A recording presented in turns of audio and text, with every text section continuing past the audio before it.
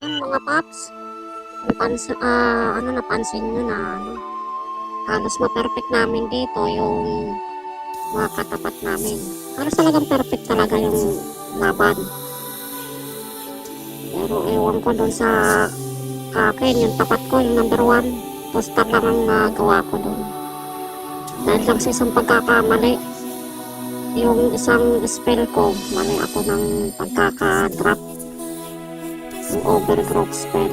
Mapapansin nyo rito sa video, mga paps. Sana kung sino man makapanood, hindi magaya sa akin. Panoorin yung mga paps, yung pag-atake ko dito sa number 1 sa katapat ko. H11.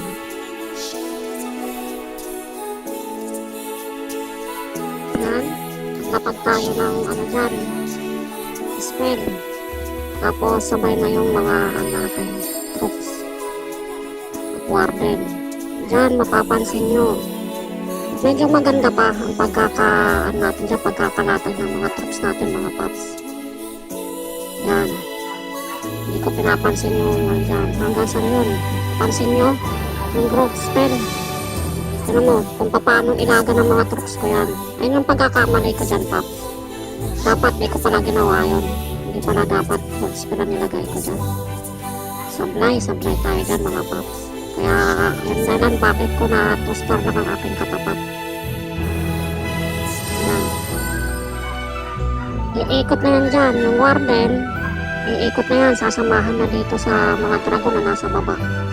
Tapos yung natitira, kasama yung minion friends, mamamatay sila dyan kasi pinuntahan yung tikma.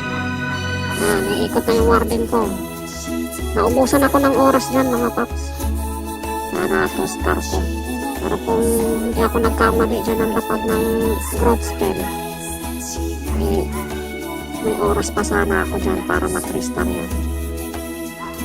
Pansin nyo, mga paps, panoorin nyo hanggang dulo.